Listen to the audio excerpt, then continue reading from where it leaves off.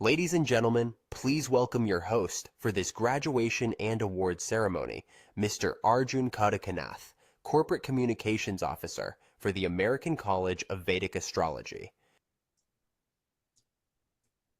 Welcome all. Good morning, good afternoon, and good evening to everybody here today. I would like to welcome our ACVA faculty, our board of directors, and our ACVA staff. I'd also like to welcome the distinguished and invited guests, our graduates, their family, and friends. I'd like to especially welcome Shri K and Rao, legendary Vedic astrologer, for a number of decades to this event. Welcome, Mr. Rao. Your presence here means a lot to us. Before we really get into this event, I would like to chant a mantra to invoke the blessings of Lord Ganesh, the Lord of Vedic astrology. Om Gam Ganapataye Namaha. Om Gam Ganapataye Namaha. Om Gam Ganapataye Namaha. Vakratunda Mahakaya Suryakote Samaprabha Nirvignam Kuru Me Deva Sarvakaryeshu Sarvada. Om Shanti Shanti Shanti. Hari Om Shri Gurupyo Namaha. Hari Om. So, to start this event off, I would like to welcome our ACVA Provost and Dean of Academics, Professor Juliana Swanson, to give out the welcome address. Thank you, Arjun. And welcome to our 2024 graduation and awards ceremony. It's an especially auspicious time for this event today, as it occurs during the sacred Vedic holy day of Margashirsha Purnima, when the moon is shining in its glory and cosmic energies are at their peak, and when many of the devas and the devakas are being invoked for their blessings. This is traditionally a day for spiritual empowerment, but also for joining together with others in unity and celebration of a shared vision and purpose.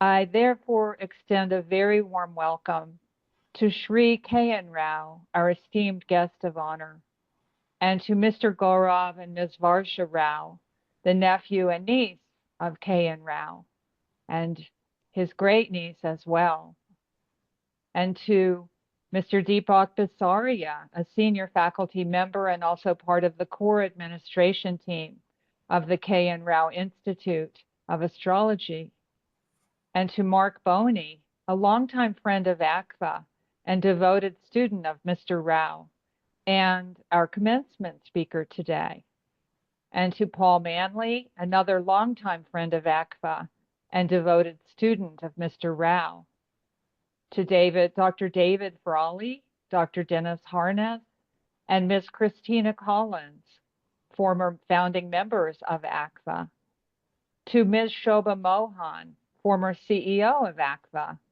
and to Dr. Jayarajan Kodikannath, CEO of Kerala Ayurveda Academy, USA, who will be speaking to us today about the interplay of Jyotish and Ayurveda and yoga, and to our graduating students, to my own colleagues among the faculty and on the leadership team led by our board of directors, to our IT team, and to all members of the public who are in attendance.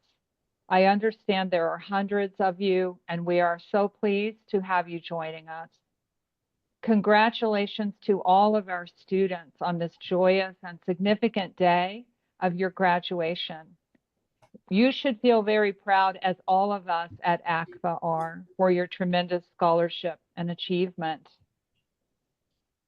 I have been a faculty member of ACVA's online program since the early 2000s, and I accepted my role as Provost and Dean of Academics in early 2022 at the request of the ACVA board.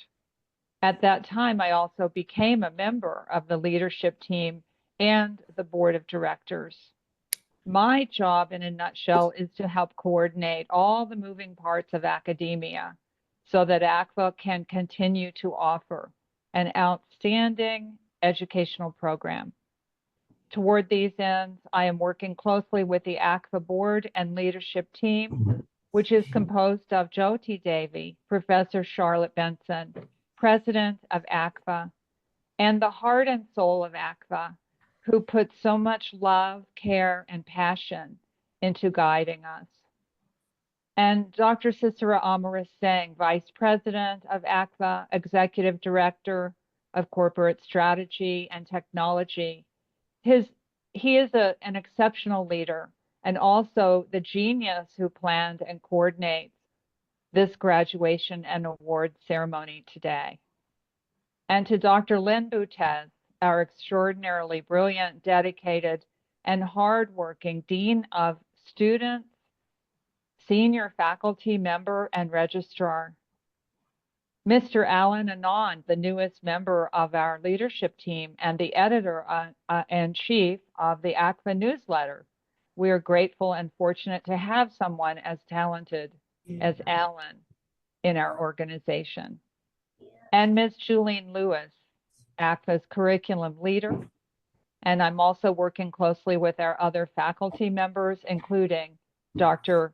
Gary Gomes, Dr. Karina Weil, Ms. Kazem Herculome, and to our newest faculty member, Venkatesh Vinki Narasaya.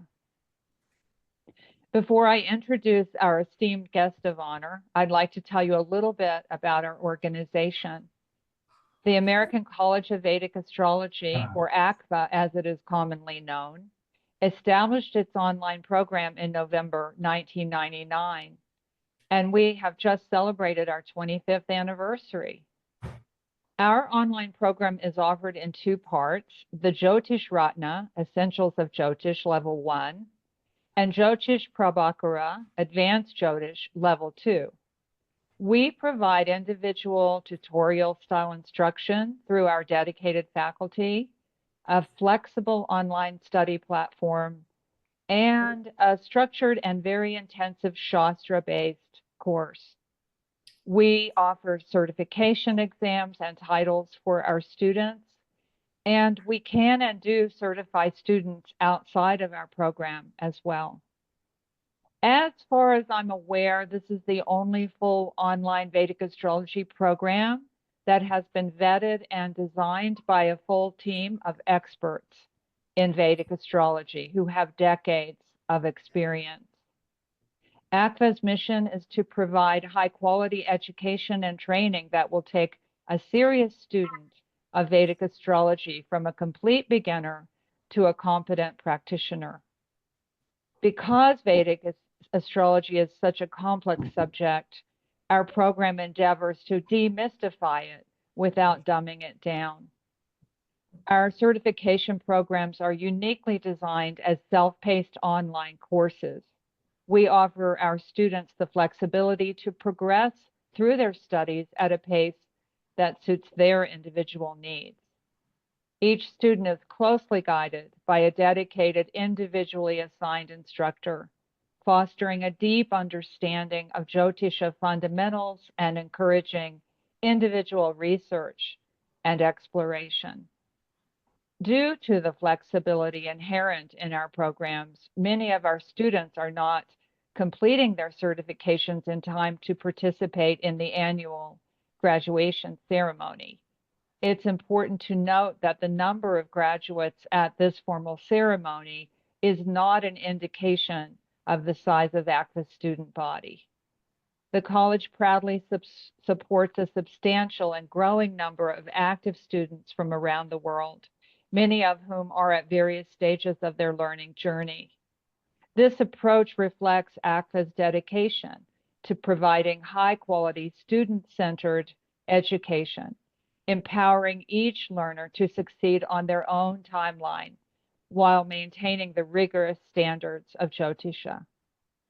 I speak for all of us at ACVA when I say we are very proud to represent and carry forth this mission of our organization. And with that, it's my great pleasure to share some words about our honored and esteemed guest of honor, Shri K. Rao. Mr. Kodamaraju Narayana Rao, or Shri K. Rao, as he is widely known, is a living legend in the world of Jyotisha, Vedic astrology.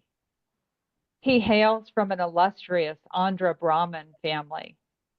He is the second of 4 sons of Shri K. Rama Rao, who was a highly respected journalist in the pre-independence era in India. K. Rao was initiated into astrology at the age of 12 in 1943 by his late mother and his Adi guru, Srimati K. Saraswani Devi. He received a master's degree in English literature and was a lecturer in English before joining the Indian Audit and Account Service. And he retired from there at a very high post. He was the Director General, and he retired in November 1990.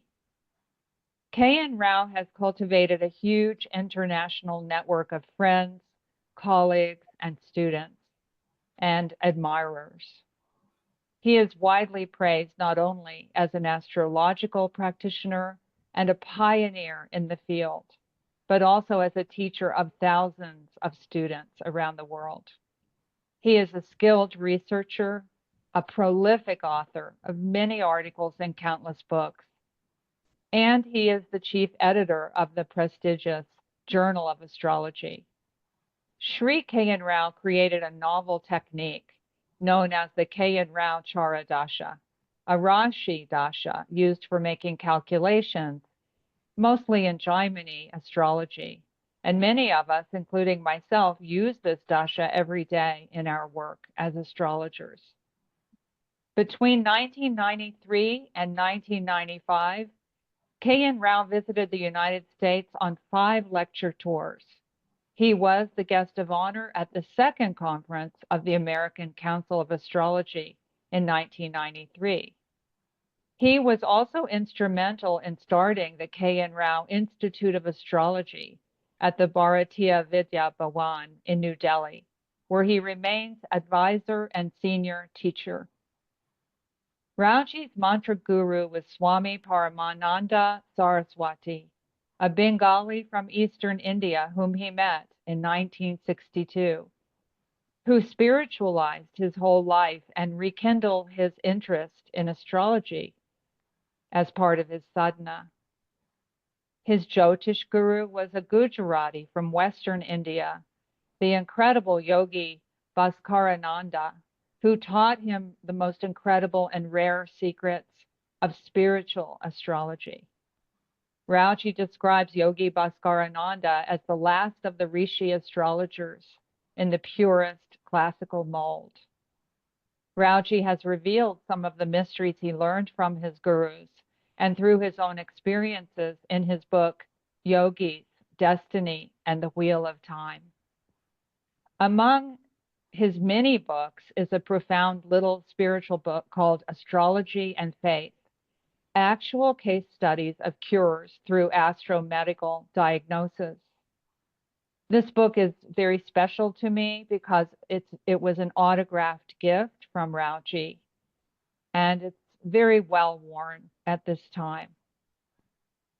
The book emphasizes the importance of surrender to God, along with daily mantras, pujas, and prayers performed for yourself and others. This is known as nitya karma. Raoji says in the introduction, when you neglect nitya karma, your tapo balam, which is the spiritual power and protective force that you can acquire through your religious practices, your tapo balam goes down when you neglect nitya karma. And then in times of distress, you are like one without a spiritual bank balance. This is a profound teaching that I share quite often with my own clients, and I also follow it as a very important teaching for myself.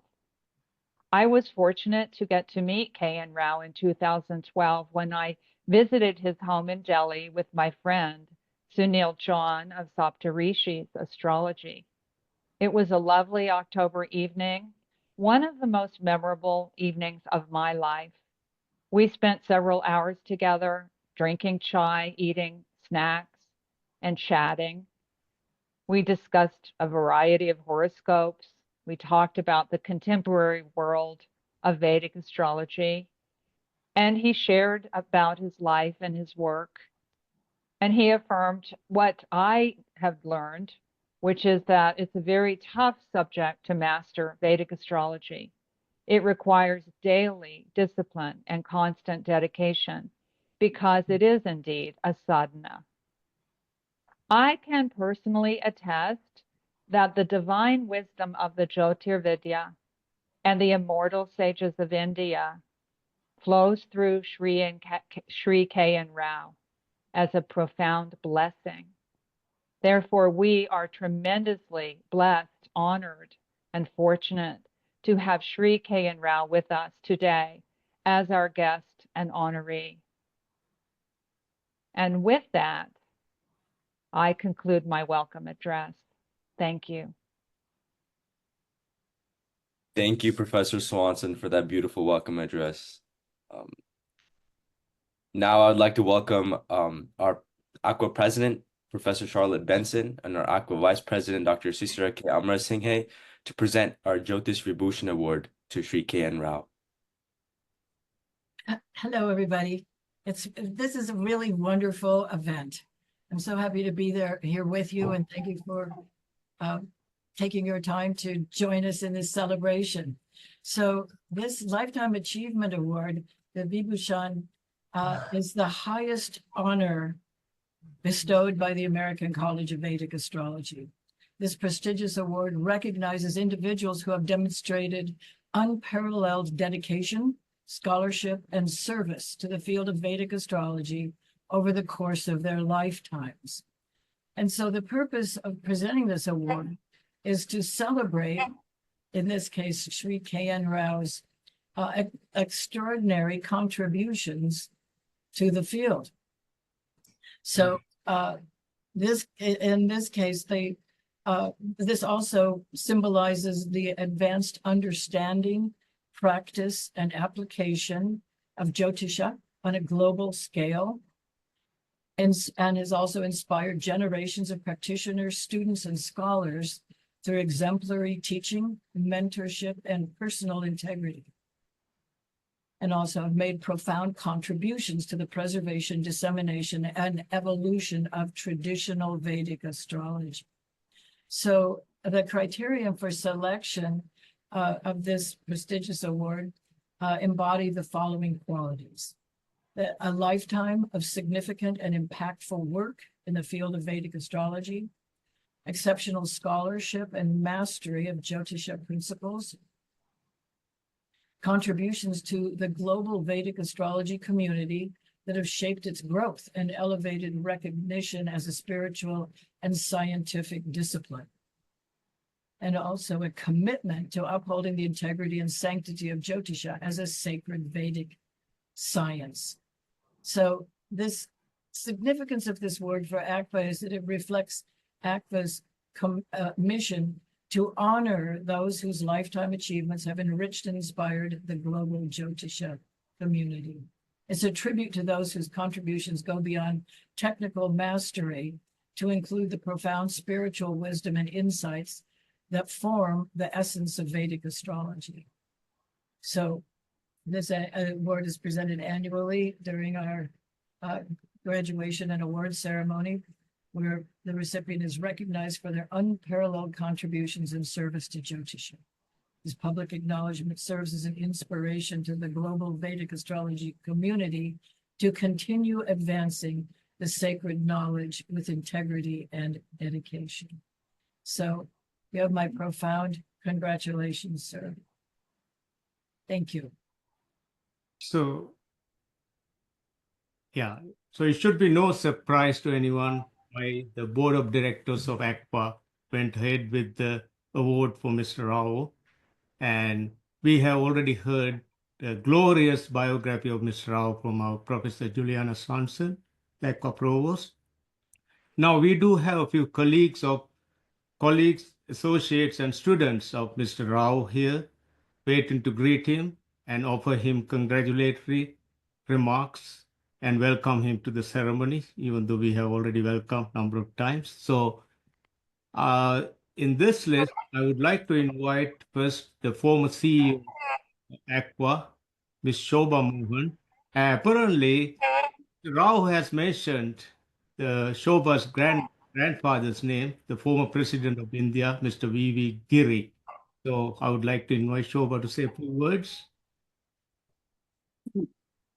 Hello, everybody. Namaste to Shri K and Rao. Today, we celebrate the exceptional achievements of Shri K and Rao, who has consistently demonstrated dedication, passion, innovation, and excellence in the field of Jyotisha, making him a truly deserving recipient of this award, the Jyotish Vibhushan Award. As Juliana mentioned, Shri K and Rao is well known all over the world for being the founding member of the world's largest school of astrology, the Bharatiya Vidya Bhavan in New Delhi. I truly believe there is nothing greater than imparting knowledge to so many people as he has done. As Sisira mentioned, yes, even though I haven't had the opportunity to meet you, Sri Rao, I've recently learned that our families' lives may have crossed paths in the past, probably before or even when my grandfather Sri V.V. Giri was president of India. So hello through them again. It's a small world. As a proud previous recipient of this award, it is with great pride that ACVA presents this recognition to Shri K and Rao. Thank you.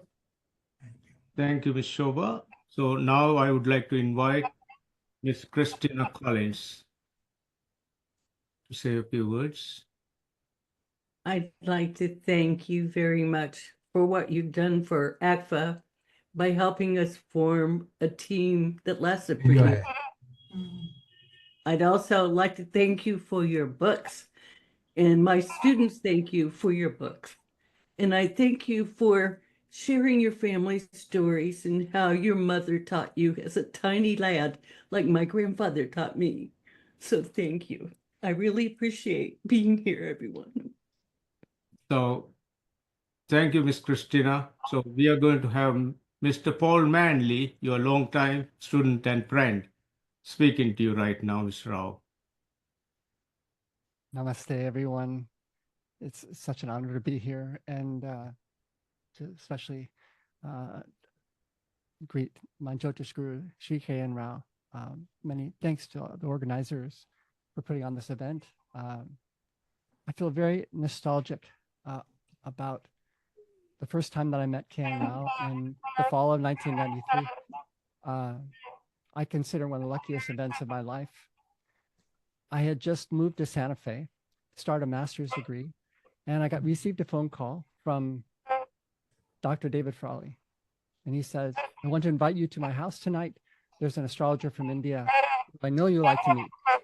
And the ironic thing was that I had just spent 7 months in India, and now my Jyotish Guru came to my backyard. I didn't meet him in India, but he came right to Santa Fe, where I was living at the time. And his great appeal to me from the beginning, what happened that night was he sparked this inspiration. And late at the night, I wasn't going to leave. I was have to be thrown out of the house. I was so transfixed to meet him. And he rolled up a cloth napkin and slowly unrolled it. And he looked piercingly at me and said, the dashas are the unraveling of our karma through time. And I was like so impacted by that. It was the stature of who he is, and how that carried so much weight.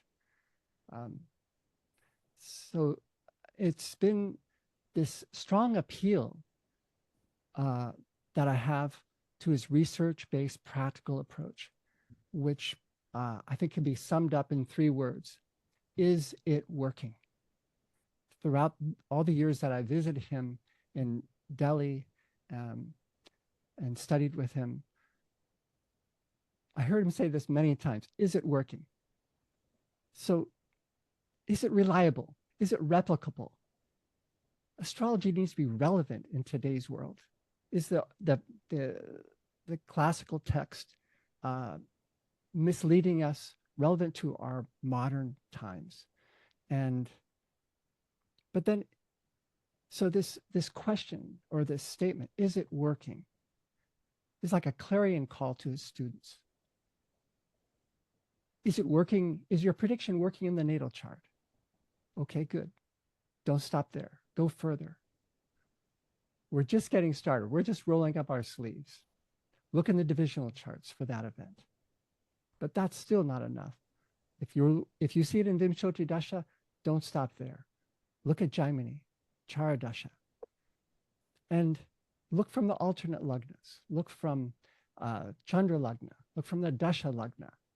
So this comprehensive, robust, practical approach, is it giving results?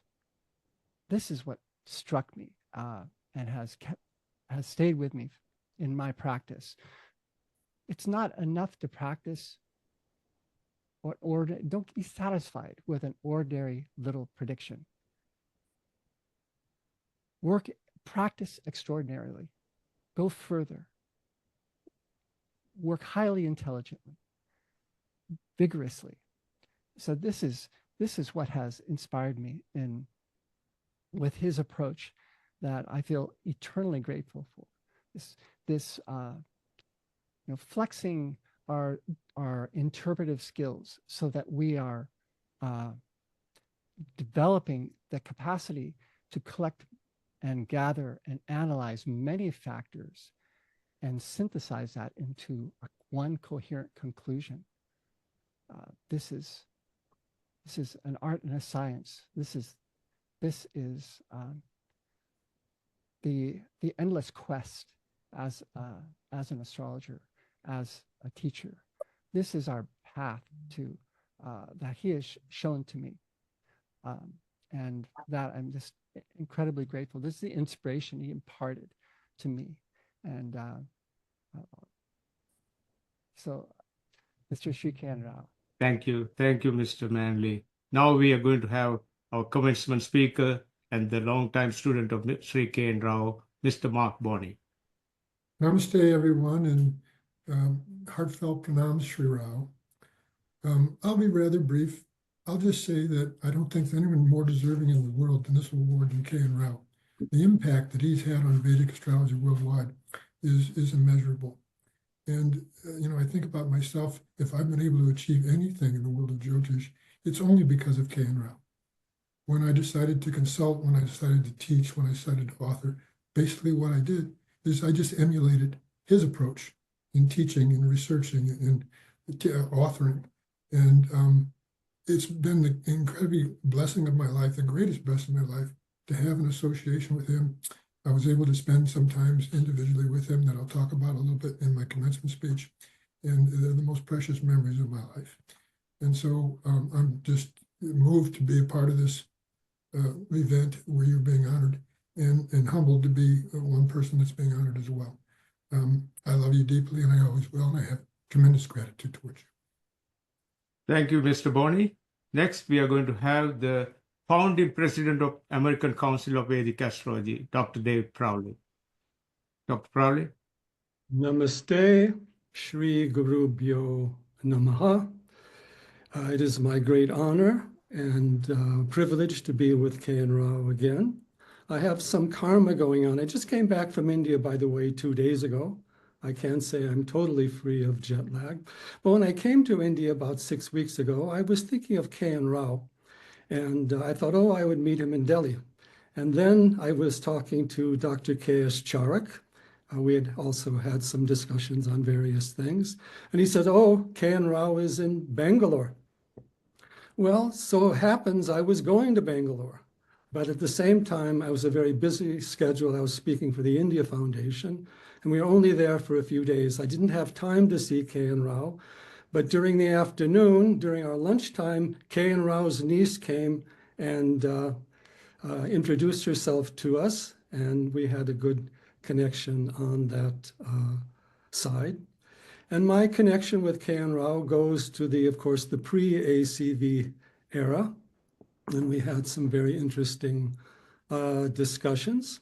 And it also went beyond that in different directions, because I'm also involved in a number of different fields that K.N. Rao was also very knowledgeable about, whether it was the spirituality of India, the politics, the history, and the gurus involved. So I think I was with him since maybe around 1990.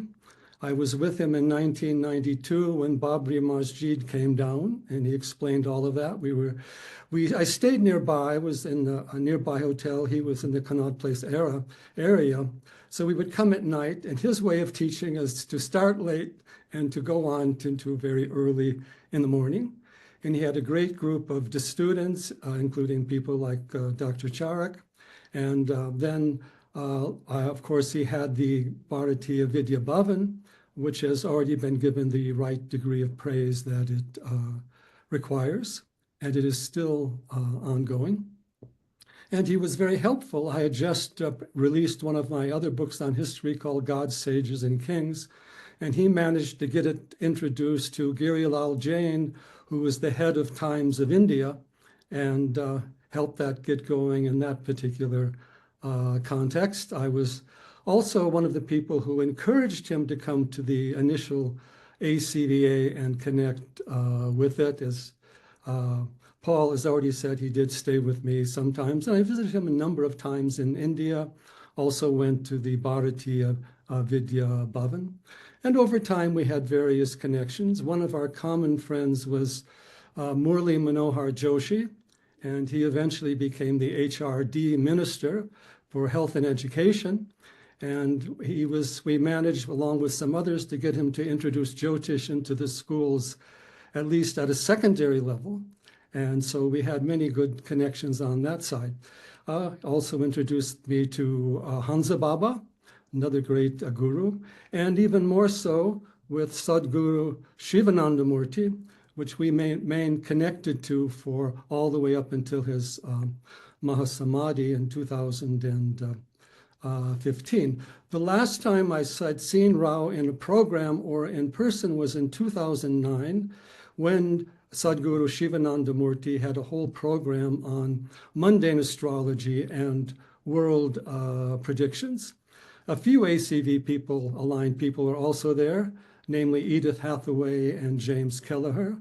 Also Gayatri Vasudev, Dr. Raman's daughter, who had great respect for K.N. Rao as well.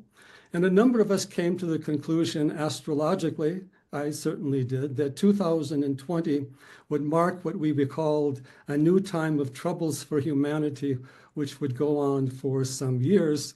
And whatever, it's even unfortunate, seems to be going forward.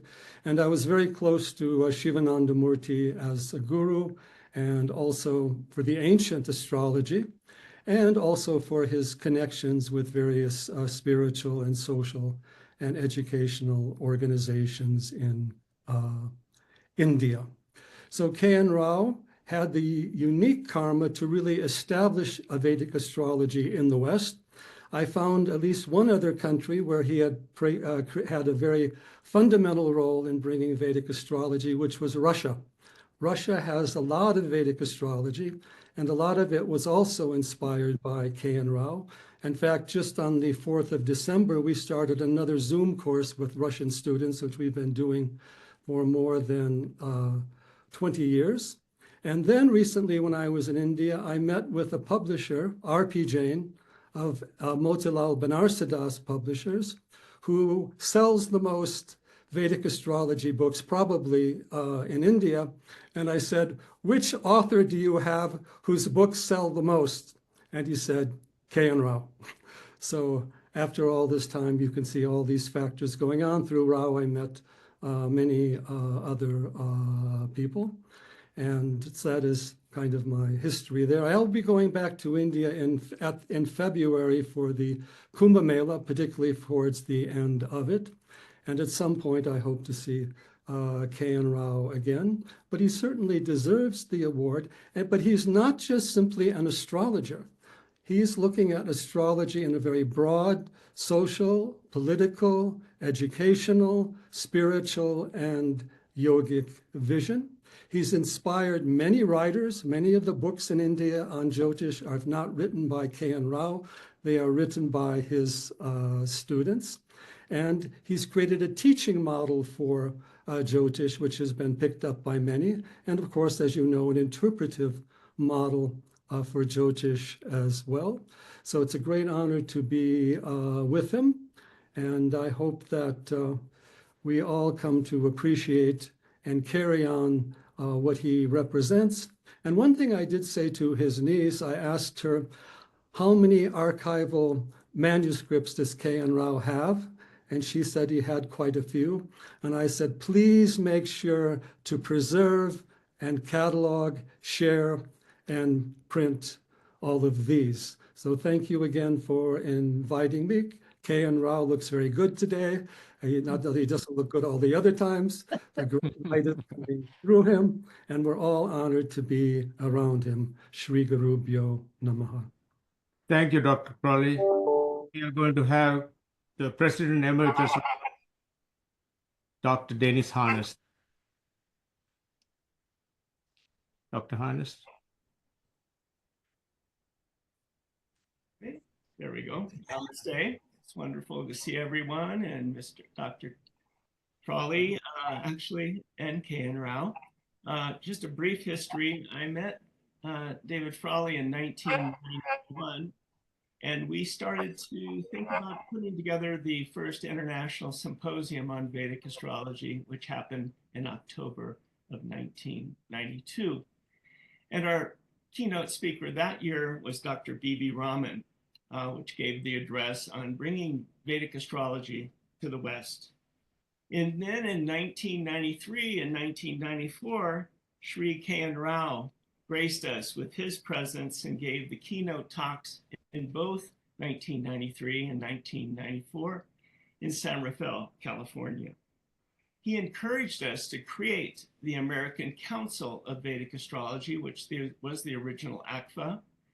And we launched that date, April 5th of 1995, with his blessings, and also with Dr. Raman and his daughter, Gayatri Devi Vasudev, who helped us pick the Muhurta for that day.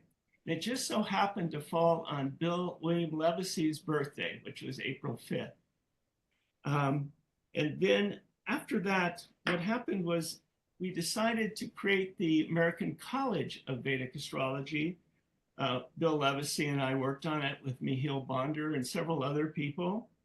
And so on November the 22nd, 1999, we launched the American College of Vedic Astrology. And this was a very powerful time for us. And it represents the 25th annual of the American College of Vedic Astrology, which was, again, just initiated in November of 1999. And the college, it really blossomed. Again, Bill Levacy and I and Michiel worked on it. Dr. Frawley, James Kelleher, other people definitely brought their energy to it. But what was interesting too was the college, the 25th anniversary we're having. I was mentioning to Charlotte Benson that it's our silver anniversary. And I can see a lot of our beards are a little silver over these days too. And I was given the first presidency of the American College of Vedic Astrology from 1999 to 2007. And then Bill Levacy stepped in at that point from 2007 to 2017 and took over the presidency. And then finally, Charlotte Benson, Jyoti Devi, took over the presidency in 2017. So anyway, I feel very blessed to be here. And again, I honor Shri K Rao, and all of our fellow friends in our Sangha. So namaste. Thank you, Dr. Harness. So, just to conclude the vote, we need to formally award him the vote. We do have 2 agents waiting for the vote to be presented to him. And I greatly appreciate the help extended to us by Mrs. Vasha Rao and her husband, Mr. Gaurav Rao, his nephew and niece. Now, his granddaughters, Miss Narayani Rao and Miss Ekambari Rao, are going to present the vote to him on our behalf. Mr. Rao is probably wondering how they have the vote.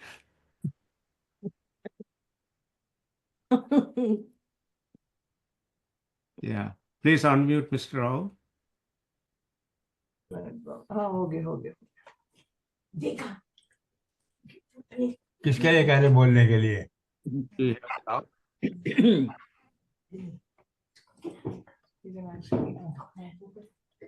Okay.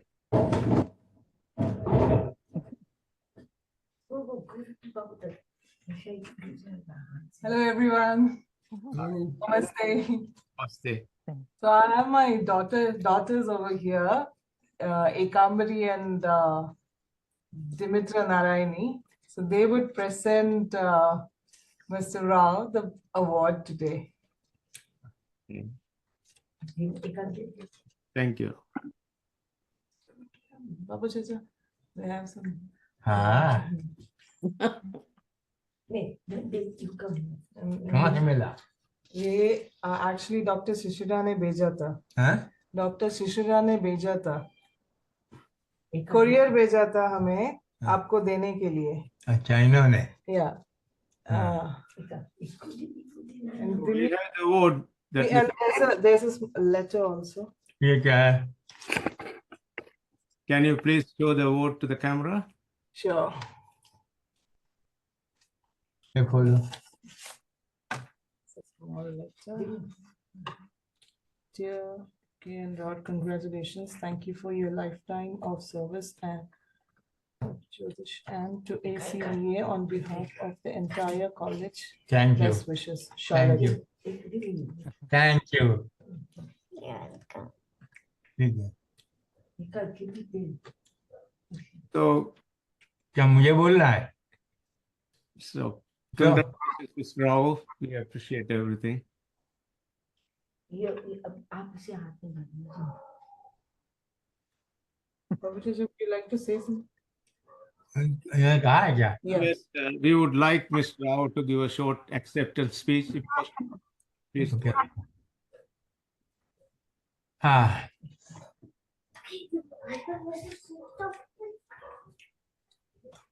Well,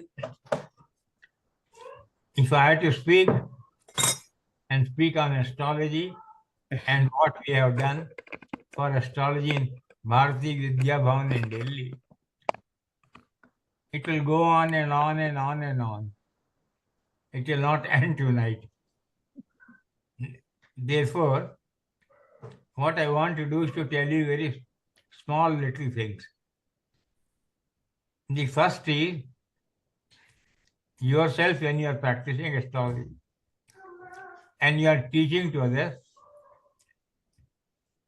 remember to pinpoint the basic analytical structure of the horoscope. I have coined it as PAC, posited, aspected, and conjunct. And dares, DARES. This Dhani Yoga, money, is Arista Yoga, mishaps, R is Raj Yoga, high positions, E is exchanges, and S is special features of the horoscope.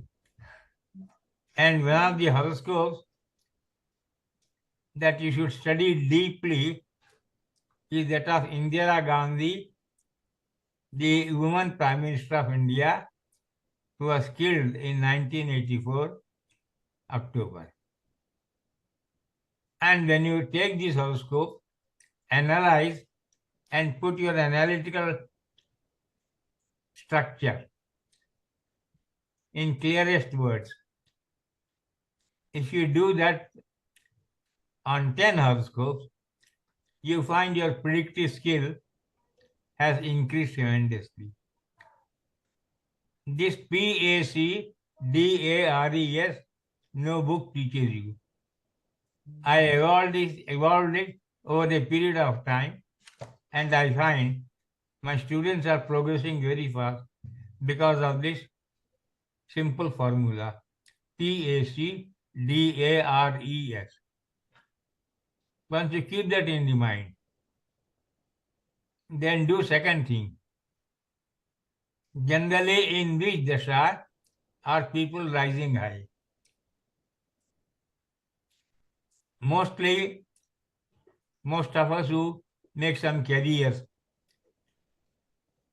arise between the ages of 20 and 30. That will be the third dasha of your life. If you are in politics, you will generally rise in the fifth dasha. What are the special features of the third dasha or the fifth dasha which help you to rise high, very high, or reach even the highest post? If you go on this basis, you will find that your own astrology is progressing very fast. I wish I could teach it to some American here in India who could go and teach it in USA.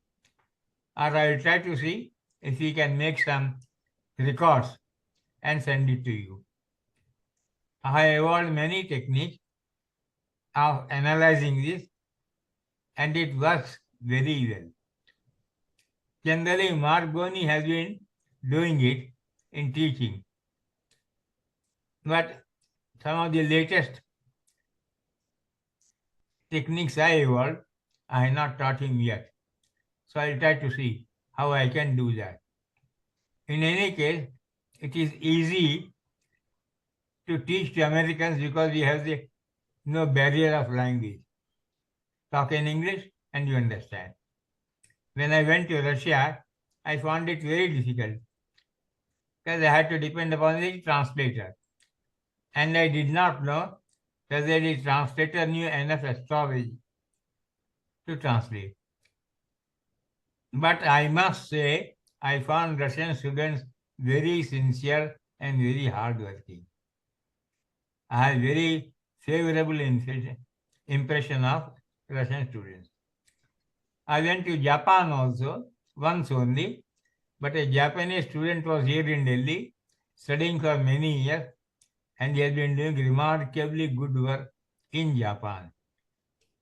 So what I am saying is, you encourage people to continue doing astrology, even if they give up astrology for consultation. And over a period of time, something will flash in their mind and they will produce something very extraordinary. I could have said many more things, but after so many lectures, I do not want to continue now. All that I want to say is, when I saw you all people, I saw Dennis Harness, and I remember his son who was playing with me. He must be now more than 20 years. And he became a good friend of mine. One of the best friends I have in USA is the small little boy I met in 1994 or 95. And he was with me in 2 stations. Dennis Harness' son. So my love to him and goodbye to all of you. Namaste. Thank you so much, Shri K and Rao. Namaste. Thank you so much, Shri Ra. Congratulations again on receiving this prestigious award. And I want to thank everybody for speaking. It was very touching and inspiring to hear all your stories and your appreciation for this wonderful person here that we have here with us. Now, for our 2024 ACVA graduation ceremony commencement speech, I would like to welcome our prominent Vedic astrologer, Mr. Marc Boney. So thank you, Arjun. And it's a real honor to be giving this address. And I appreciate that. And, you know, since the real focus here is on honoring Shri Rao, I thought I'd begin by telling my first, I might say, awe-inspiring experience with Shri Rao. As you heard, he was invited as the chief guest to the second International Symposium on Vedic Astrology. This was in November of 1993. And after he gave his inaugural speech, he actually then invited people to come up to his hotel room to discuss astrology with him. Now, bear in mind, there's like maybe hundreds of people in the room. And, you know, I was a little late in getting there. So I looked in the room and he's over in a corner and the room's completely filled with people. The only place in the room was right in front of him, a few feet away. But I was determined. So I climbed over people. They didn't particularly appreciate that. Plopped myself right down in front of him. And after a minute or so, he looked at me and said, "Do you know your horoscope?" And so I was trying to reach into my portfolio and give him the horoscope. He says, no, just dictate. So I started to tell him my horoscope, starting with the ascendant, placing the planets. Almost immediately after I was finished, he starts reeling off statements about my life. The first thing he says was, had a good classical education, studied literature. Well, I was a literature major in college and did have a good classical education. Said, well, you were the only male heir of your parents, but you have 5 sisters. I was astonished. That's exactly right. I was the only son and I had 5 sisters. He said, break in your education, studied some classical subjects, but then later on, more technical subjects. Well, there was a big gap between when I got my undergraduate degree and when I got my master's degree. So not to belabor a point, but he went on like this. And I'm thinking to myself, I'd never seen an astrological demonstration like this. Bear in mind that I'd been a Western astrologer 20 years before that and was just kind of looking into Jyotish. David Frawley had invited me to attend. And so I was thinking maybe this man's actually psychic, which is what a lot of people felt after they had a consultation with K and Rao. Later, I came to find out that everything statement that he was making about my chart had an astrological basis. And so the next day, he was teaching a class on timing the birth of children, something that his mother had been an expert in. He had just written a book called Planets and Children, and he was doing a workshop about this. And of course, I signed up, and I learned the methodology. Everyone can learn it by seeing that book, Planets and Children. And when I got back to San Diego, the word got out that somehow I now could predict the birth of children. So I got a call from some woman who'd been trying to get pregnant through the in vitro process, no success, and wanted to know if I could tell her when she was going to have a child. So I said, well, you know, I'm completely new at this, but I did learn this method. And I have this book, so I'll give it a try. Long story short, I applied all the methodology and I said, you know, maybe I'm just seeing what I want to see, but it looks like you're going to give birth to the child next June. So I completely forgot about this. And this was back in the time of answering machines. So I get home from work one day, and on my answering machine, the woman says, hello, Mark, I just gave birth. It was June of this year. So might have been beginner's luck, but I don't think so. It just had to do with what K and Rao taught. And since then, I've had the good fortune of predicting, actually last year, I predicted the birth of a child within 24 hours using the methods that he gives both in that book and also in his book, predicting advanced use of Chinese Charadasha, right? So, and then another story I want to tell you about, he stopped coming to the US late 1995. And so if I wanted to spend some time individually, I needed to go to India. And I took a leave of absence from my position and went there for 6 weeks in November of 1996. And, you know, at first it was very difficult to get any time alone with him, right? And if you wanted to be able to have conversation with him, you had to stay up very late at night, as David Frawley was talking about. But at some point, he said, come on, Mark, we're going to go on the road. And he started taking me to different sacred sites in Rajasthan and north of Delhi. So I had the opportunity just to spend a lot of individual time with him on these long bus rides. So one evening over dinner, I got up the courage to tell him, Mr. Rao, I have the ambition of trying to follow to some degree in your footsteps, meaning I wanted to become a good predictive astrologer. I wanted to teach and I wanted to author. What did he recommend? Now, what he said to me was actually a little discouraging. He said, well, over a period of 10 years, work on thousands of horoscopes, noting the correlation between the birth chart and the person's life experience, particularly the timing of events. Then you'll become a good predictive astrologer. And he had shown me back at his residence these notebooks. And I believe the number, he said he had 20,000 horoscopes of individuals where he had noted their life events in relationship to their life. So I did that over a 10-year period. I did work on thousands of birth charts. I still couldn't predict like he could, and I probably never will, but I was able to improve my predictive accuracy, particularly in terms of a certain set of life events, major life events. So this is, it's customary during commencement speeches to make recommendations to students. And so this is my recommendation. And I know you've already been doing this. You've been working on charts. But this is how we discover, you learn from teachers. You learn from the Jyotish Shastra. But, what you really learn from is experience. And there's no substitute for that. He used to use the phrase saturated experience. And what he meant by that, he'd worked on so many charts and seen so many combinations and saw what they could give, that it's like the doctor who is very experienced at diagnoses because he's seen so many cases before and he recognizes a certain symptom pattern and what that disease might be that's causing it, right? So it's the same thing with working on charts. If you have enough experience working on charts, seeing the different ways in which events can come out, this is what will increase your predictive accuracy, right? And so the other thoughts that I have, he would always recommend how important it is when you're involved in this sacred vidya to be involved in some sort of spiritual pathway and be doing spiritual practices. In fact, I'll tell you a story about that when I went to Delhi. So I was hoping when I went to Delhi, I was going to learn all these new secret techniques of prediction and all that sort of thing, right? And was kind of actually at first for a while a little disappointed because that wasn't really happening. But at one point he said to me, Mark, you're already technically quite good. You don't need to learn more astrological techniques. What you need to do is to do more spiritual practice to increase the level of sattva, clarity of perception, and in your consciousness. And this is what is going to enable you to be a better astrologer. And it reminded me of a story I heard about when Dr. Raman's children would ask him how they could become good astrologers. He would say, meditate, right? So it's only because, Ken Rao had this incredible ability to, amongst the various things that a combination in a birth chart could mean, he could see with the likelihood thing that it did mean.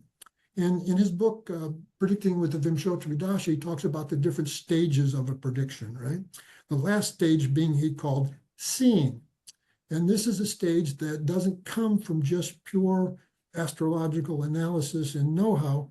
It comes from, you might say, a developed intuition born of spiritual practice.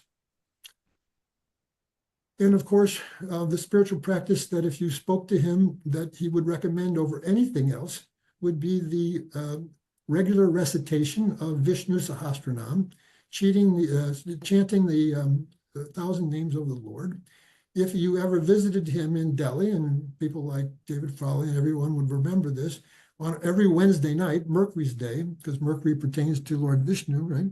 He would host in his residence a recitation of Vishnu Sahasranam, and this went on for decades. In fact, I once heard him say in an interview with Vaughn Paul Manley that he always had kind of a hidden agenda when it came to Jyotish, meaning that a not so hidden agenda, that his agenda was to get people doing spiritual practices, right? Because he knew that this is the way in which they, number one, would become better astrologers, but number two, just advance in their spiritual life per se. And so this is something that, he always recommended. And I'll tell you a Vishnu Sahasranam story. So again, this is when I was in Delhi. I was with him every day. I was living in the same apartment complex that he would. I'd come and I'd sit with him every day. It was very informal in India. You didn't necessarily make an appointment. You just sort of drop by. So one day, this lovely young lady and her mother dropped by and was speaking with me, Mr. Rao. they were speaking in Hindi and I didn't understand it, but I got the impression they were inviting him to something and he was sort of politely saying, well, thank you, but no thank you. And later I got the story.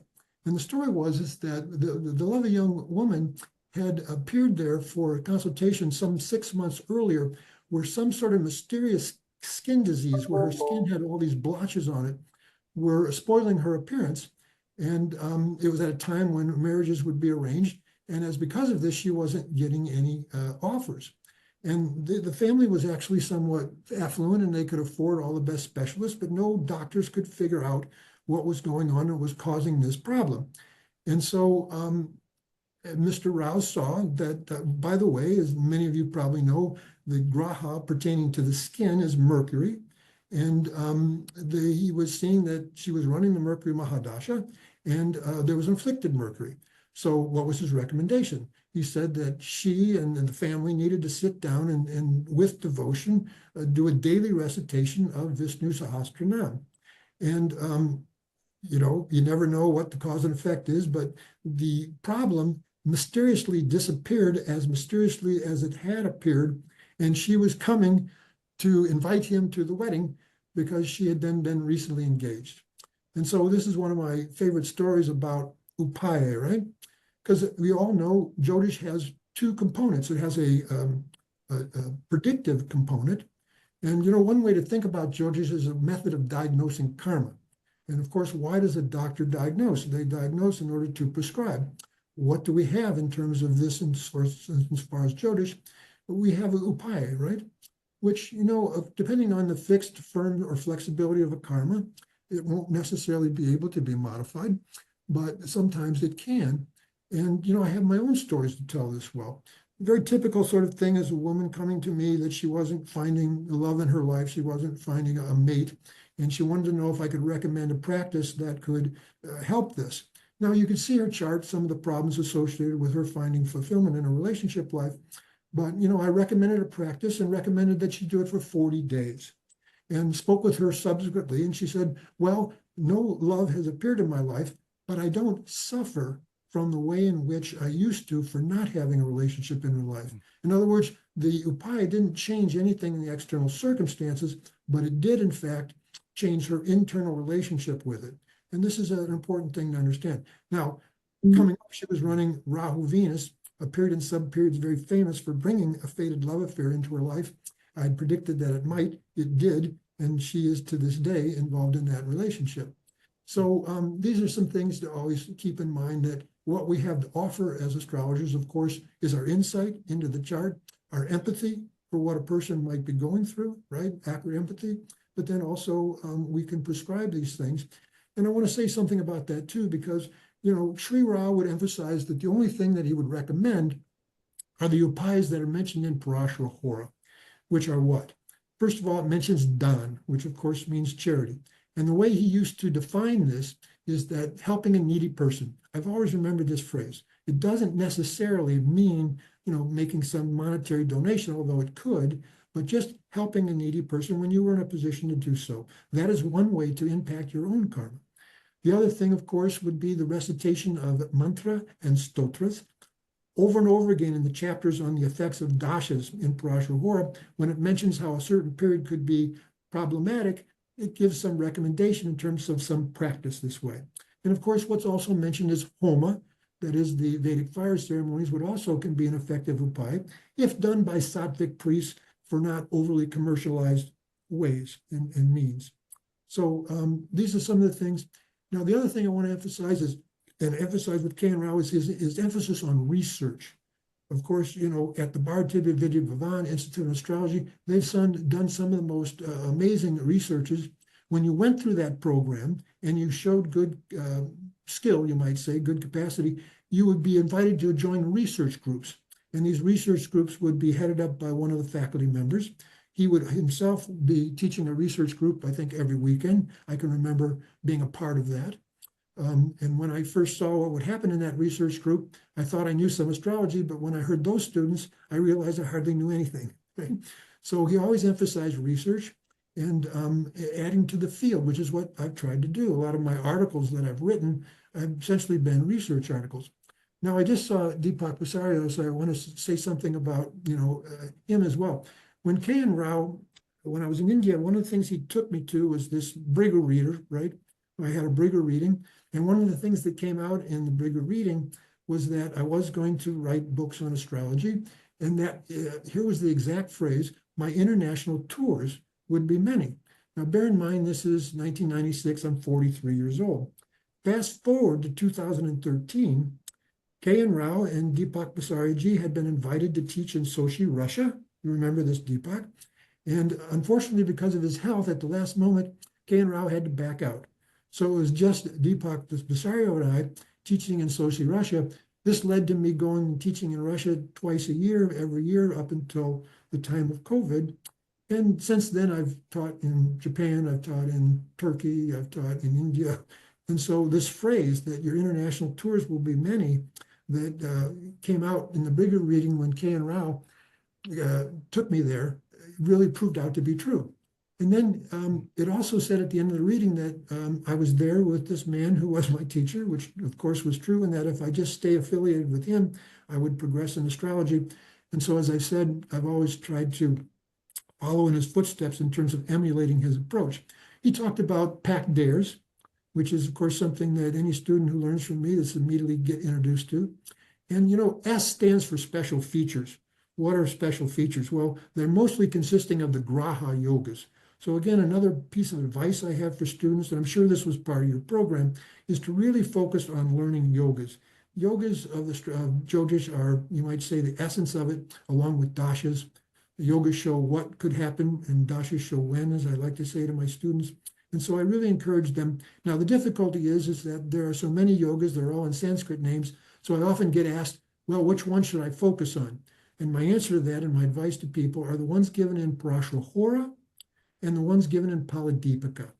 I think there's 7 chapters related to yogas in Paladipika or in Parashura, and then there's the chapter on yogas. And if you just learn and master those yogas, this will take you a long way. And of course, the Graha yogas is what I'm referring to. Now, the other thing I want to mention, my understanding is that it wasn't part of this particular curriculum to learn the Jaimini system. But I really recommend to students as you go on here to learn the Jaimini system. And the best way to learn that is to start out by reading K.N. Rao's landmark book, Predicting with Jaimini's Chara Dasha. Right? This was something of a speciality of his. Actually, I think K.N. Rao should be credited with creating a revival of this system that had fallen into misuse. And it's really a marvelous system of Jyotish in which sometimes the events come out in very straightforward, simple ways. For example, in Jaimini, we have something called the Dharakaraka, the indicator of spouse. And I'll remember this story. Many of you will recognize the name James Braha, right? So back when James was being a part of these conferences and he met K.N. Rao, he was actually engaged to be married. And he tells this story.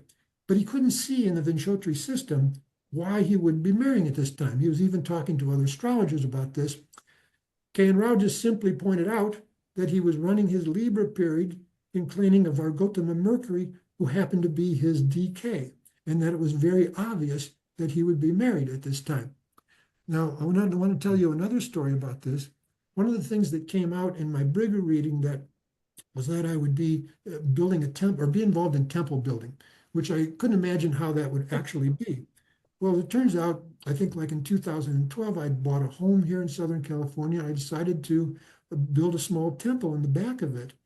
And then I remembered about this even after this.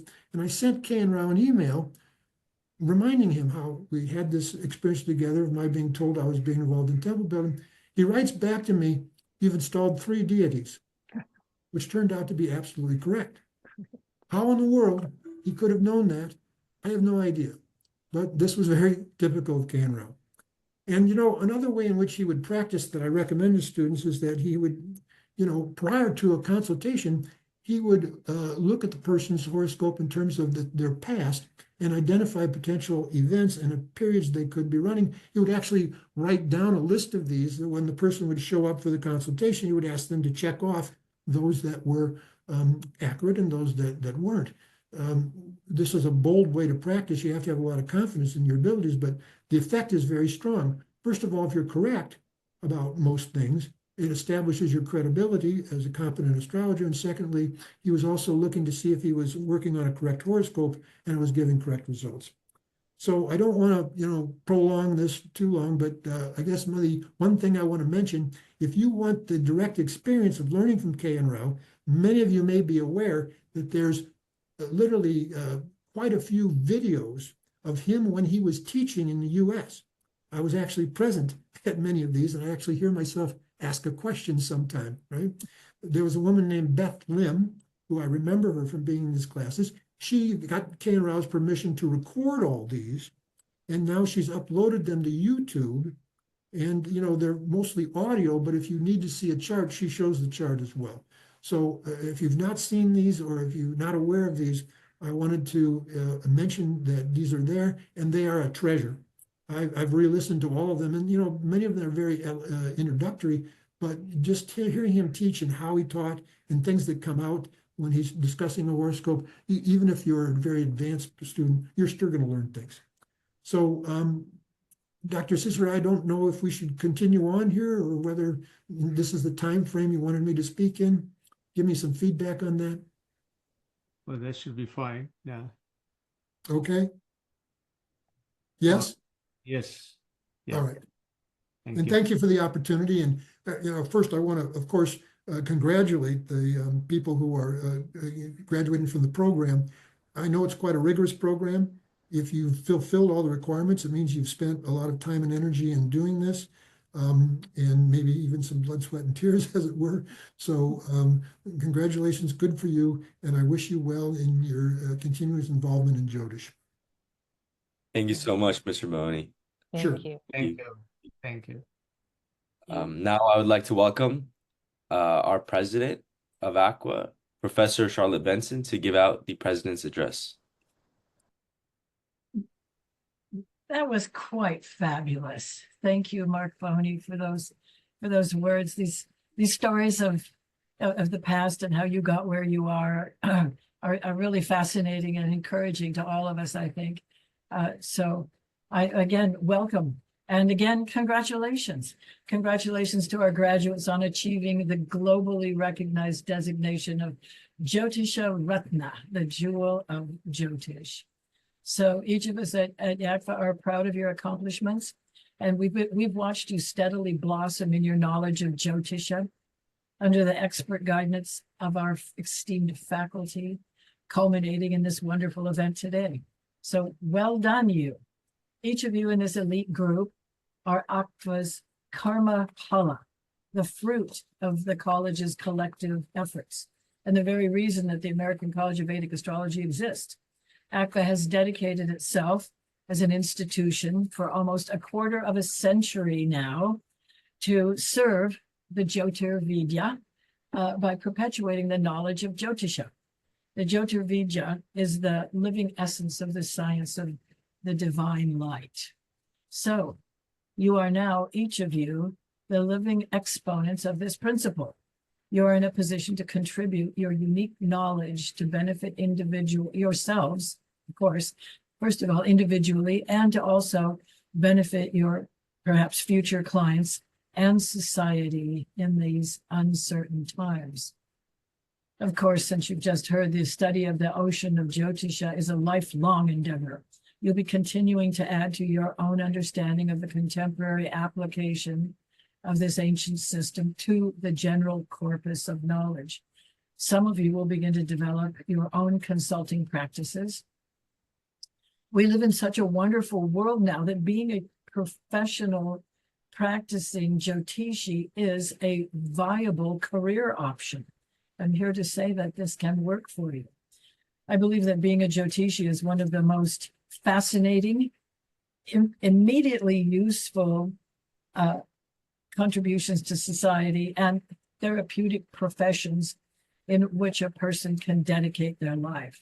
So you graduates are ambassadors between the cosmic concepts of astrology and the mundane application of these universal concepts to individuals searching for meaning in their lives. So that's quite a tremendous job description that you might take on, a tremendous job description.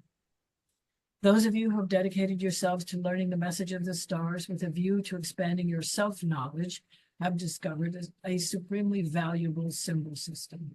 Because of the efforts of contemporary scholars, like those pictured here, who've transmitted their understanding of the ancient Shastras, we have this timeless knowledge available for our use and our benefit. Pranams to our Jyotish gurus, past and present.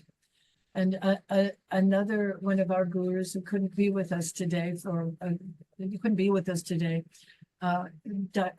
Gayatri Devi Vasudev, the daughter of the late B.V. Raman, offered these words to us. And again, all of you here probably know the great Jyotishi, Dr. B.V. Raman, who's considered to be the father of modern Vedic astrology, was one of the earliest patrons of ACVA. And so here's what Gayatri Devi Vasudev has to say to this class. Dear students and friends of Jyotisha, I bring you the blessings of the ancient masters of Jyotisha.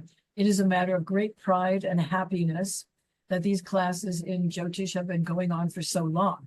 I'm sure that you've all found these to be of immeasurable help in understanding the nuances of this ancient science. Many of you may be aware that in India, students who study Vedic subjects under the same master are known as Guru Bhais and Guru Bahens, brothers and sisters. In this sense, all of you are my dear siblings. I'm sure that each of you will, after graduating, turn out to be ambassadors of Jyotisha, helping people handle the many ills that life often throws. It is a science of foreknowledge and helps one handle life and its problems in a mature and confident way, instead of being dictated by emotions such as fear or apprehension. May the great rishis of India, who bequeath this knowledge to the world, and may Dr. B.V. Raman, the father of modern astrology, shower their blessings on all of you and give you the boon of Vak Siddhi, is my prayers to the masters. And she signs this, your Guru Bahan, Gayatri Devi Vasudev. So we're honored to have the blessings of Gayatri Devi Vasudev and her father continuing now through the continuing work of our contemporary masters and gurus here. So you've just in conclusion, you have just heard that you've just heard from the most brilliant minds in contemporary astrology now, and they've left us some extremely high and stringent standards for being recognized as being qualified to be recognized as a practicing graduate or a professional Jyotishi. So the class of 2024 certainly lives up to these exacting standards. Your new diplomas, so arduously acquired, are globally recognized distinctions of being the best in your field. So congratulations again. Thank you. Thank you, Professor Benson, for that beautiful message to our graduates this year. Now, I would like to welcome our distinguished invited guest, CEO of Kerala Ayurveda USA and board member of the National Ayurvedic Medical Association, Dr. Jayarajan Kodikannath, to talk about the interplay of Vedic astrology, Ayurveda, and yoga in illuminating the path to holistic wellness. Namaste and Shri Gurubhyo Namaha. It's a blessing to be here. It's an honor and privilege. And congratulations to Mahaguru K.N. Rao for the Lifetime Achievement Award. Congratulations to all the students who are graduating today from this with the program. And I'm coming from an Ayurvedic family in Kerala, India, where Ayurveda, Jyotisha, yoga, and various spiritual practice is a part of one. It is, when a yogi comes for a consultation, where the Vedic astrology is a part of that, right? When we create formulation, Pushya Nuga Churnam, where the herbs are collected in a particular tithi and a particular nakshatra to provide a particular benefit in this rogi's, health and well-being. When the family astrologers come and see that there is a Gera dosha, Dushi, Visha, and you take 21 days of Vilwadi Guliga, where Ayurveda is a part of a Jyotisha practice in the communities, right? So these are the Vedic segments, the sciences, the practices, the Shastras interplayed in the Indian culture. And for us, this is not separate units. Every Vaidya will have knowledge on the Vedic astrology, because as Marc Boney mentioned, if Vedic astrology is the diagnosis of karmas, many a time, even Ayurvedic doctors, when we go, try to help people, we reach the dead end. We are doing everything, but still it is not making much difference. That is where we also look at, it may be a karma phala, and we look at and guide the people accordingly. I think it is time for us to bring all the Vedic sciences together, even in America, where Jyotisha should be a part of a curriculum of Ayurvedic programs. Ayurveda should be a part of the Jyotisha curriculum programs, and yoga, and bringing all the Vedic sciences together to support the world. So when my students ask about Vedic astrology, I tell them, my life, I'm here, it's a part of that, because my parents didn't have children for about 7 years after their marriage.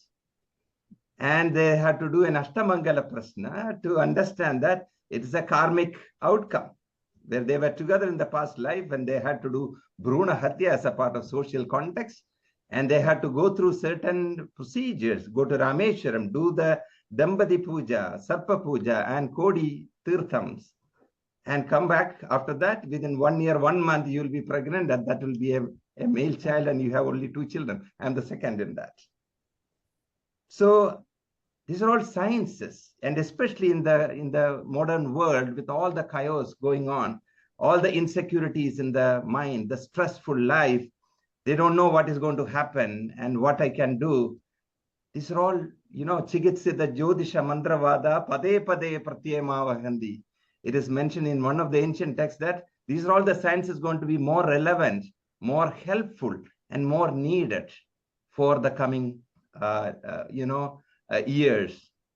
So it's time for us to bring all together and make it available for the modern world, so that we can help them to alleviate the insecurities and the uncertainties, and show them the blueprint of their life and their ability to take charge of their life, the free will, and the possibility of influencing their blueprint of life.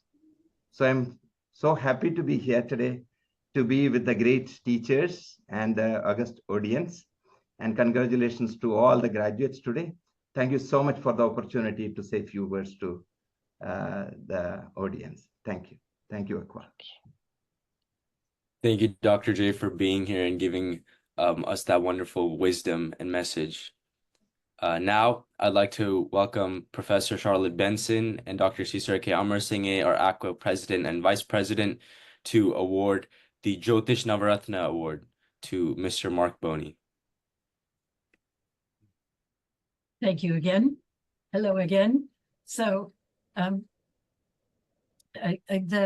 thought I would explain the meaning of this Navaratna Award, and you probably know that the Nava means 9 and Ratna means jewels. So this is the very shortest version of this, the meaning of this award. But it's a distinguished honor to convey this, and it recognizes individuals who've made exceptional contributions in the promotion, teaching, and practice of Jyotish. This award celebrates the outstanding service and dedication to advancing the mission and values of ACVA. So we honor individuals who have significantly supported the growth, accessibility, and understanding of Vedic astrology globally, fostered the education and empowerment of students and practitioners of Jyotish, and demonstrated exemplary dedication in preserving and disseminating the sacred knowledge of Vedic astrology. So the criteria for selection of, in this case, Mr. Marc Boney for this award includes the attributes of having outstanding service and contributions to the field of Vedic astrology, dedication to the mission of ACVA, including making Vedic astrology accessible and meaningful to diverse audiences worldwide, leadership and mentorship that have inspired students, practitioners, and scholars of Jyotisha, and also demonstrated a commitment to the integrity, ethics, and traditions of Vedic astrology. So this award reflects ACVA's vision of promoting excellence in Vedic astrology while fostering a global community of learners and practitioners. So, as I just mentioned, Navaratna translates to the 9 gems, symbolizing brilliance and preciousness, qualities embodied by the award's recipients. This honor is a testament to their invaluable contributions and unwavering dedication to advancing the field of Jyotish. So this award is presented annually at our graduation and awards ceremony, where the recipient is celebrated for their exceptional contributions and inspiring impact. So the ceremony offers a moment to publicly recognize their dedication and to inspire others in the Vedic astrology community to follow in their path of excellence. So again, my most profound congratulations, Mr. Marc Boney, on receiving this award. And again, thank you for your contributions to the Jyotirvidya. Thank you very much. It's a great honor. Thank you, Professor Charlotte Benson. Just to be complete, so I'm going to read out some biographical notes of Mr. Marc Boney, and it will not be complete even though we have heard a lot about him. Mr. Marc Boney is an internationally renowned astrological teacher, writer, and consultant. He has been involved with the integration of the ancient wisdom of astrology with the counseling arts since 1974. He received his training in Jyotisha primarily from Shri K, one of the world's foremost Vedic astrologers. His focus is on using Vedic system to help guide people in their lives as well as training others. Mr. Boney has been a featured speaker at international conferences and has been a faculty member of the American College of Vedic Astrology. He was the main presenter on Jyotisha at the Chopra Center for Wellbeing from 2000 to 2002. He is the author of over 90 articles on this topic and has published over 35 books. The Institute of Astrology, Bharatiya Vidya Bhavan of New Delhi, India, honored Marc with a Distinguished Service Award for his contribution to advancement of Vedic astrology in the West. So you know that he has been honored previously. And Marc founded the Pacific Institute of Vedic Science, which offers quality educational programs in yoga, Ayurveda, and Jyotisha online, as well as in person in San Diego, where he lives. Prior to his current full-time involvement with these Vedic sciences, Mr. Boney held positions in corporate world as Director of Human Resources, Outplacement Consultant, and Leadership Consultant. Marc holds a Master of Arts Counseling Psychology and a BA in English Literature. Both of these are from the prestigious Northwestern University in Chicago, Illinois. He is a practitioner of transcendental meditation since 1971 and has been trained as a teacher and has taught transcendental meditation since late 1990s. So congratulations, Mr. Marc Boney. So I would like to mention the Board of Directors of American College of Vedic Astrology voted unanimously to award Mr. Marc Boney the 2024 Jyotish Navaratna Award. Congratulations. Well, Thank you very much. I did receive the award just the other day, and it sits proudly on my desk. And, you know, as I said, I'm incredibly honored to receive this award, especially since, you know, it's at a time when K.N. Rao is also being honored. But, you know, I have to say that in a way, it's another award for K.N. Rao, because really, he's the one that made me in terms of a Jyotishi, right? And as I wouldn't be the Jyotishi I am today without him. I actually tell my students that I'm somewhat of a pale imitation of K.N. Rao, but even a pale imitation of K.N. Rao makes an indelible impression, right? So again, I feel very, very honored to receive this award. Thank you so much, and I'm very grateful. I think Mr. Rao seems to want to say something about Mark. Feel free to do that. Okay, he says no.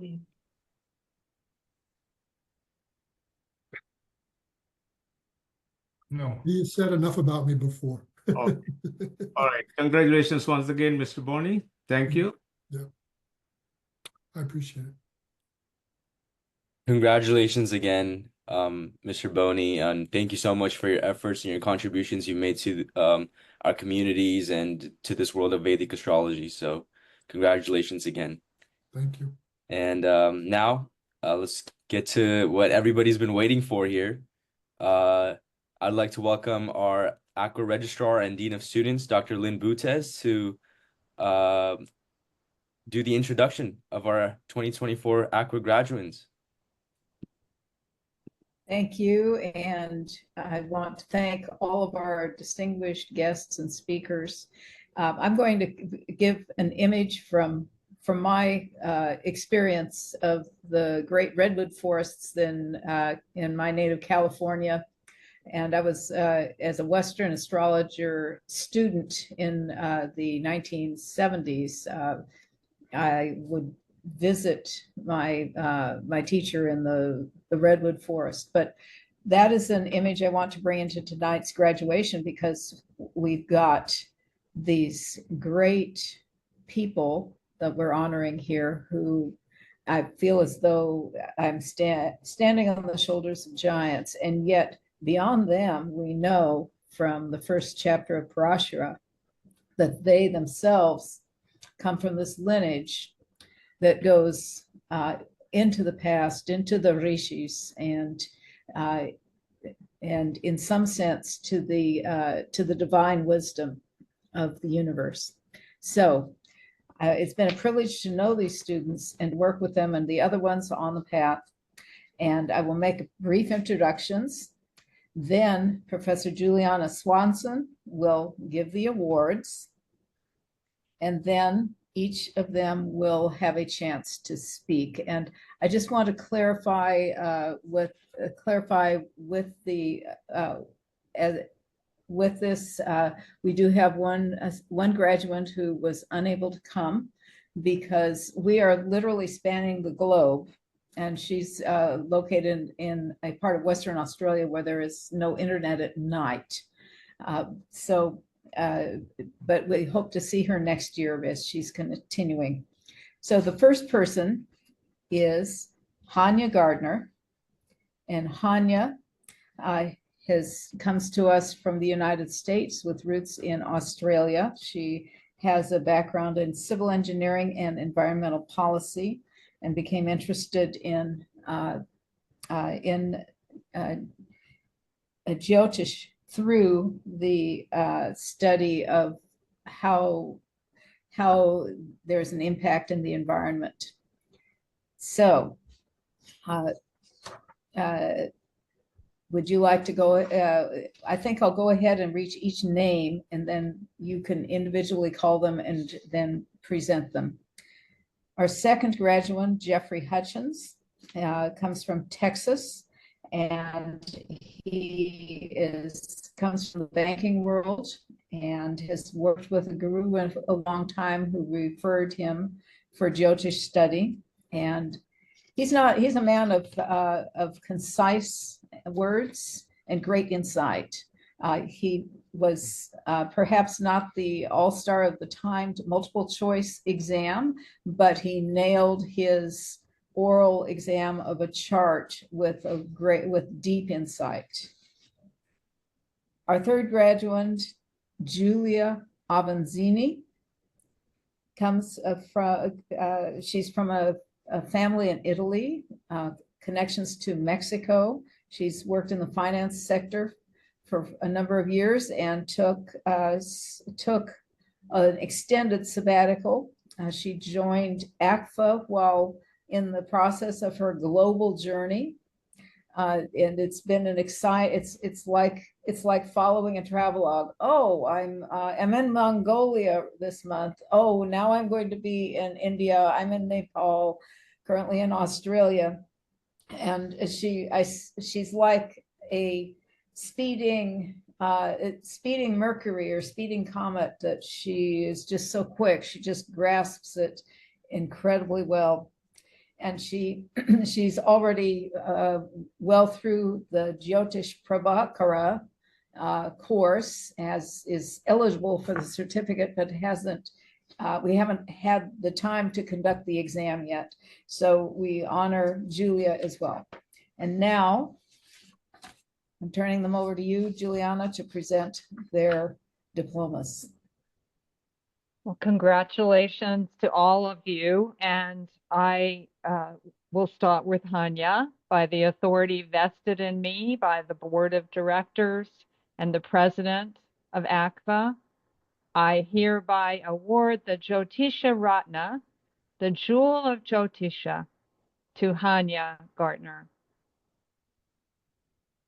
And shall I proceed, Lynn, to the next? Yes, yes. Okay. Do you have anything else to say or about her?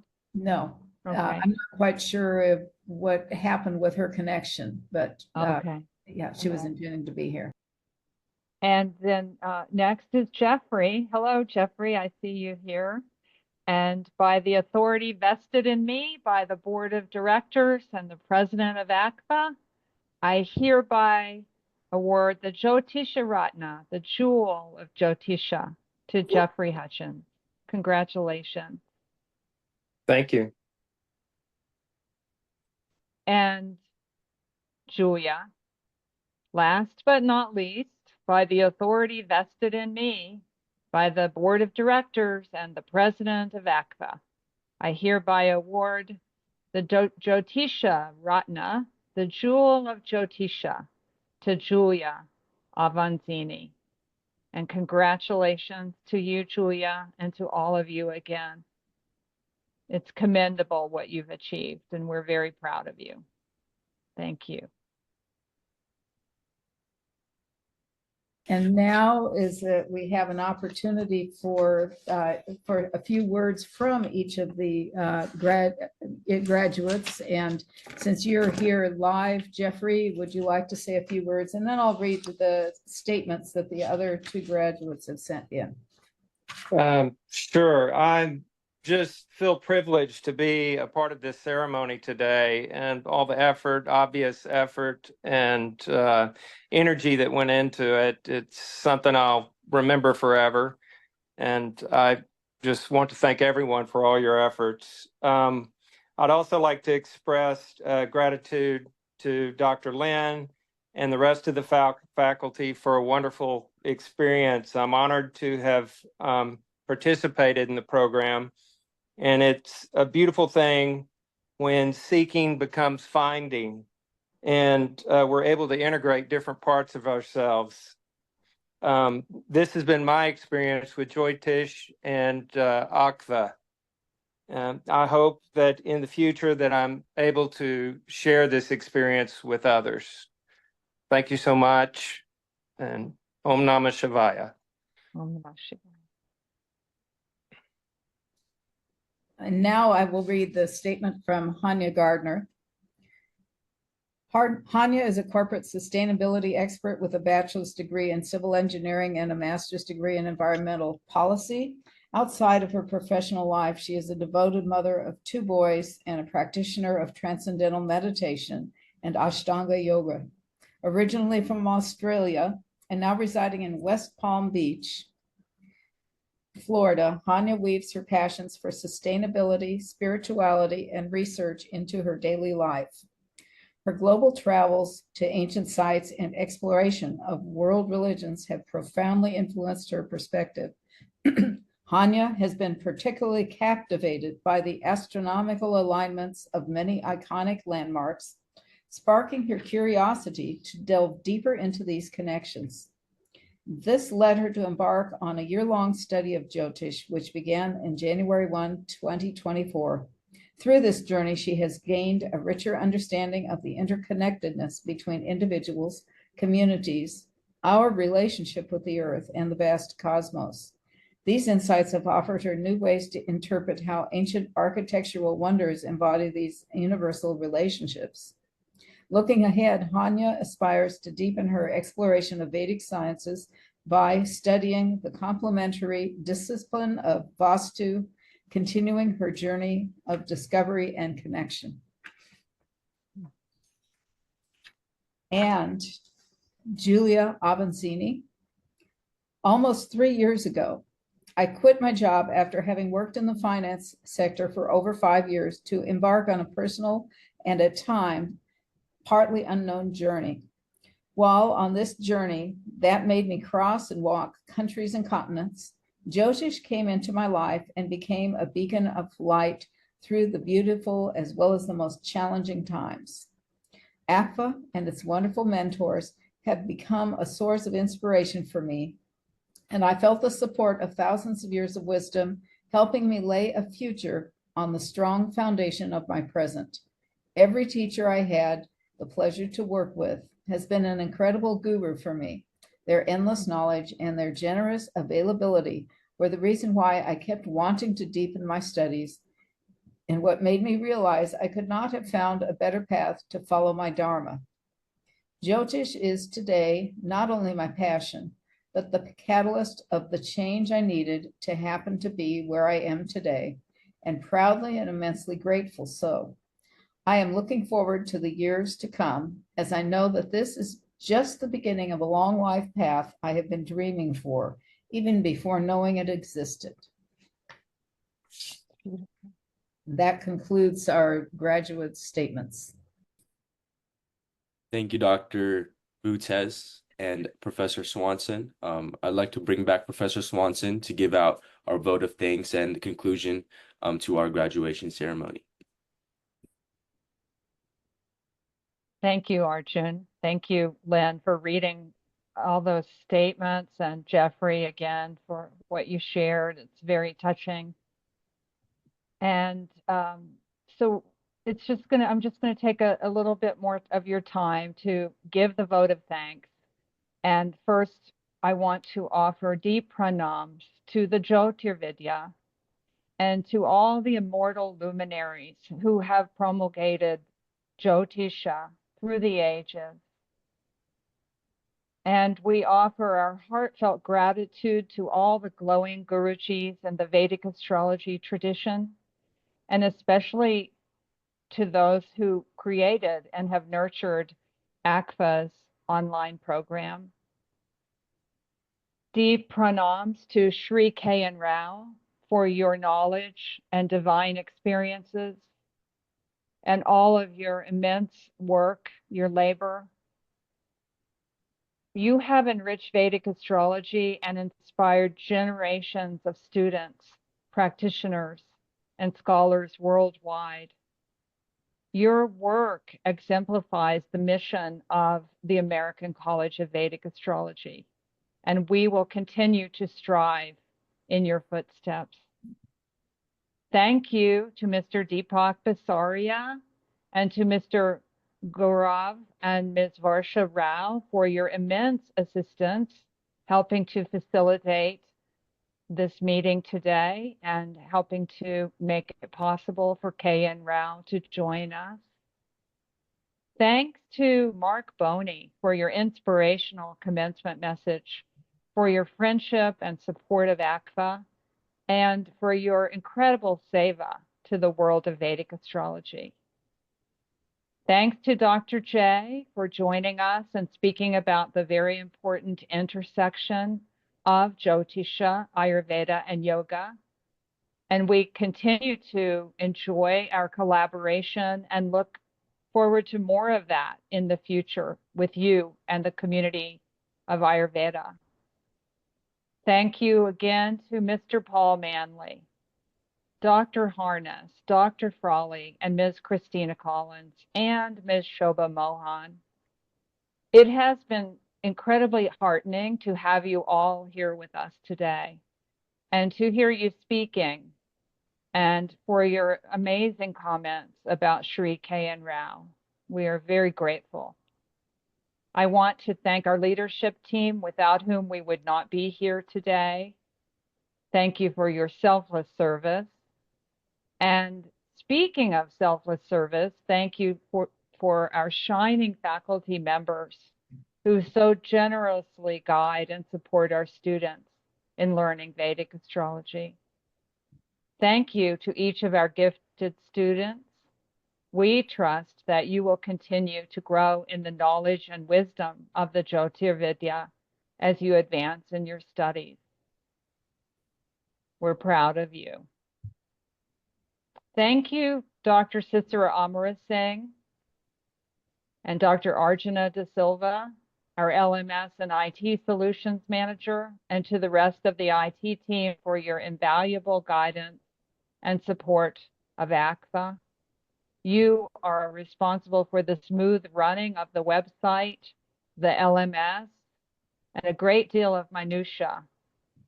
And Dr. Sisira, thank you again for all you did to make today happen and for all that you do on a daily basis in strategic development, marketing, media, and even curriculum advice.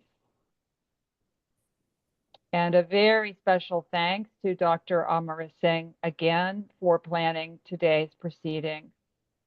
Thank you, Arjun Kodikannath, for being an extraordinary MC, and all of us at ACVA are happy to have you with us as our corporate communications associate. We appreciate all the members of the public in attendance, and I personally wish all of you and your families the very best during the holiday season and in the new year ahead with all my heart. Thank you. And now this meeting is herewith concluded. Thank you. Goodbye, everyone. Bye, everyone. Namaste. Namaste. Yes, there will be a bit of a chance for celebration with the public. So if you want to stay, you can stay on. Yes, if anybody from the public or that are watching that they want to sort of speak, they want to congratulate all these wonderful people, you can raise your hand through Zoom, and we can bring you onto the screen for you to share your words. So that is an opportunity. But right now it's just a gathering and a little celebration. So if people still want to stay on and talk, please go ahead. But if you have to leave, you can leave as well. So I guess, yeah, congratulations to everybody, to our graduates. Congratulations to our award winners. And yeah, if you're leaving, have a great day. If you're staying, hooray. Hooray. I noticed that there is a Moon-Jupiter conjunction today in Rohini, and it happened to fall when the start of the inaugurations and everything in the 5th house, which is the house of Purva Punya, and also just a great house for learning and education. So I thought that was very auspicious for today's program. Thank you. We have another person. Please go ahead. I want to, sorry, I want to congratulate all of you, especially Marc Boney, because he has been a very important person for me. He has been helped me with my studies and learning Jyotish, and all of you, Kim Rao also, the mentor of Marc Boney, and all of the Jyotish. So thank you and congratulations for all of you. Thank you, Maria. Thank you.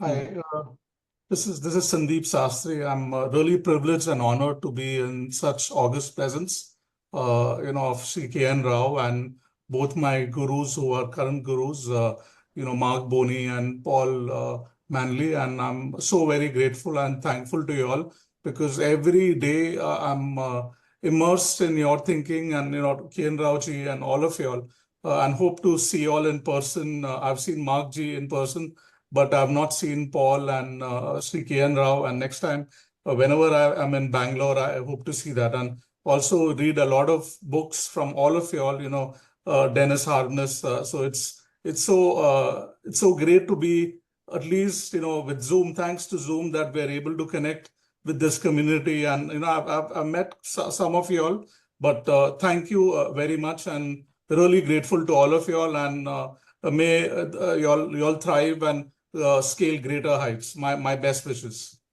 Thank you, Sandeep. Thank you, sir. Hello, Pranam, Mr. Ken Rao and Mr. Marc Boney. I'm Ekaterina from Bulgaria, and I've been a student of Marc Boney for more than 10 years. I remember in 2014 when I first contacted Marc Boney and he became my teacher, how in the same year, because he was invited to Bharatiya Vidya Bhavan to teach in the international seminars, I immediately came to India. This was my first flight in my life, and I was so blessed to meet Ken Rao in person and to have to be present in his classroom. So I met both my teachers, like Marc Boney in person there, and Mr. Ken Rao, and this will have impact on all my life. So I'm really, really grateful for that you are there, and I wish you all the blessings of all the deities and the gods to be long-lived and to continue to inspire people. Thank you, thank you, thank you. Namaste. Namaste, Ekaterina. Right. I think Arjun, Dr. Gary Gomes want to say a couple of words. Hello, everyone. It's an honor to be here. It's an honor to finally see Mr. Rao after many, many years. It's been a long, long time. And it's also an honor to see Marc after so many years. I haven't seen Marc in a long time, and Paul as well, and also Christina. So if I left anybody out, I apologize. It's just, I feel very honored to be here. The awards are well-deserved, and Mr. Rao has been a profound influence on me as an astrologer. I haven't been able to do the depth that Paul and Marc have done, but I greatly admire your work, and I view you as friends and fellow travelers for what it's worth. And also congratulations to the graduates and congratulations to everyone at ACVA for putting this marvelous event together. Thank you.